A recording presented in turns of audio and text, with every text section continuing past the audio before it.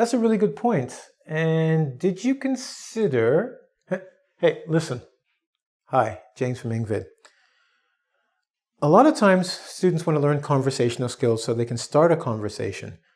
But when they do start these conversations, they tend to find that they're not included. Today's lesson is how to include yourself. So it's a conversational skill about how to take a conversation or take your part in the conversation. Are you ready? It's going to be fun. I'm going to teach you two techniques that have two different uses. All right. So you can see here E is saying, wow, Bob, that's a good point, but. And the second point he says is just listen. All right. Let's go to the board. The listen one is called a single word imperative. All right. Why do we use it? Well, you're in a conversation with somebody and they're saying things you don't necessarily like, and they're talking fast and loud and being, very demonstrative and showing their hands and talking, and you want to get in there, but you don't know how you can break into the conversation to say something or comment because maybe you don't like what they're saying. You do something like this. Stop. What did I do? I just said stop. One word imperative. An imperative is an order. And the funny thing about the human brain is we've been trained since we were children to listen. Remember when you were running and your parents would go, stop! Or they would go, listen! Or they would say, no. They didn't say sentences, they said one word.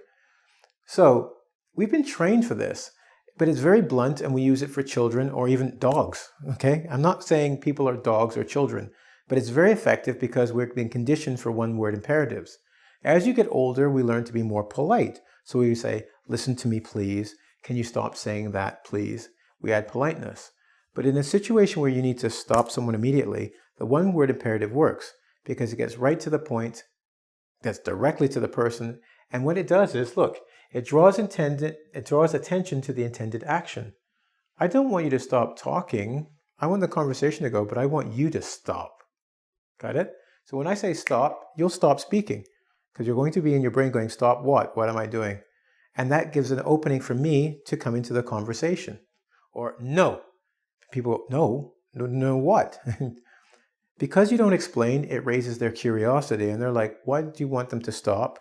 Why did you say listen? Why did you say no? That stop in the conversation allows you to step into the conversation and say what you need to say. Okay? See? Stops conversation. Words you can use are examples, no, stop, and listen. And don't explain it. Because when you do say, listen to me, please listen to me, it's almost like you're saying, you're not listening, it's not fair, and you're being a baby. Now, I'm telling you, this is kind of rude, so don't think I'm telling you this is a good way to start friends. That's why I said when you're in a situation where the person's saying something you may not agree, like all women should not work. You might say, excuse me? Don't say excuse me. Just say stop. They'll go, what? And then you go, boom, you say your part right there, right? You can say it for almost anything. It's immediate and it stops action, but it might be considered rude. So what's an alternative? You don't want to be rude, but you want to be heard. And you want people to come to your side, maybe agree with you. I've got another way of doing it. This is called the complement and steal, okay? When we use a complement and a conjunction, notice I said imperative here, well, we use a conjunction. What does a conjunction do? It brings two statements together, right? And joins them. So the ideas are kind of linked together. I am happy and I am nice. And makes the two come together. I'm happy and I'm nice.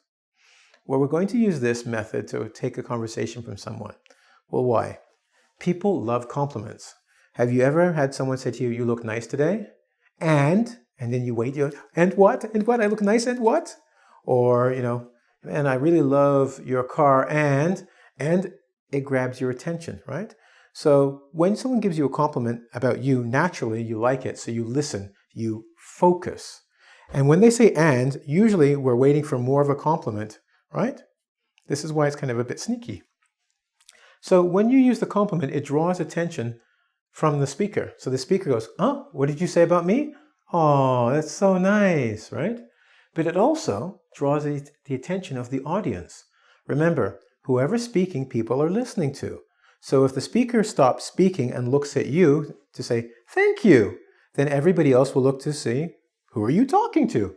Who is the speaker speaking to? So now you have the speaker and the audience looking at you. Now it's time to lower the boom, as we say, hit them. Because of this, they've got all their focus on you. They're focusing on your conjunction.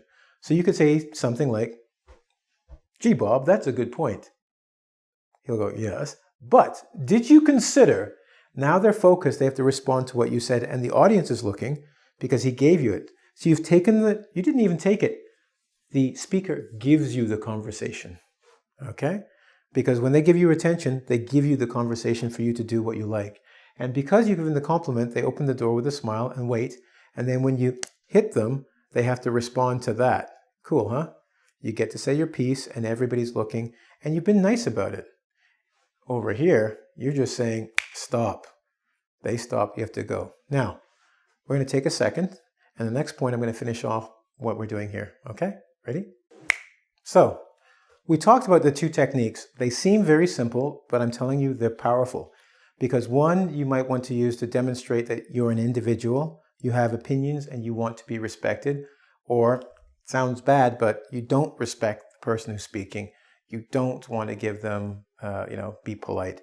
The second one is a bit more polite, showing respect. So, when we look here, okay, the single word imperative, it's pro. It's direct. Listen, stop. No. It's direct and it's honest. People know that you're not happy or you don't agree and you're saying it directly. You're not trying to make friends, you're trying to make a point. So use it when you have to be strong in a meeting or something, right? Even with friends. Let's go drinking. No. Don't say, no, I don't want to. Just no. They will ask you questions and give you the attention, right? Problem, con. It can be seen as rude because you're not treating them like equals. You're treating them as I'm stepping away from you. I'm saying this and that's the way it is. The second thing is it takes respect away from the speaker because you're not engaging or you're not speaking to the speaker like, hey, I was just thinking. You're saying, no, this is it. It's done. My respect for whatever you said or where you're going is not there. So know that you're doing that, okay? It's a fine line we walk, which means you have to be careful, okay? You don't want to be rude, but you do want to be honest and direct. How about the complement and steal? Using conjunctions with a complement, remember? And or but. To take a person one way, then take it away. Well, number one, pro. Gives you the conversation, literally. The speaker will go, oh, thank you, I'm glad you appreciate my point, or you agree with this? Because I could say something like, hey, I really like what you said when you said this. However, and boom, you just hit them, okay? The audience listens to you. Remember, the audience, it was listening to the speaker. As soon as the speaker addresses you, which means says, really, you, and what did you like? As soon as they do that, not only do they give it to you, they bring the audience with you. You don't have to, please everybody listen to me. They give it to you. Cool? Here's what we call a con. Con means not good. It can be seen as manipulative because you're giving a compliment just to take the conversation. So as much as this is rude, you have to be careful how you use this. Some people think, oh, you didn't really mean what you said. You just wanted to. No, I meant it. That was a good point. So be honest when you say it. If you do like something they're saying, or my favorite is to say this. I agree that you said that.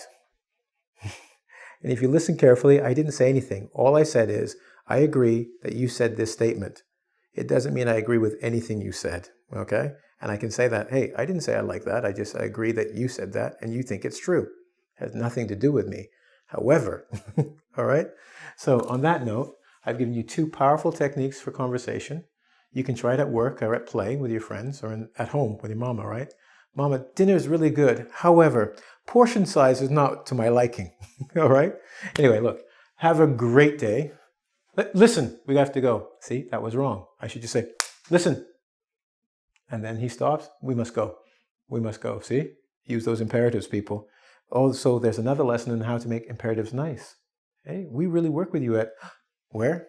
www.ing, as in English, vid, as in video.com, right? Where you can take this lesson, take the tests, right? And other lessons, fantastic teachers we have. Ronnie, and we have Valen, and Alex, and I can't remember them all. Have a good one.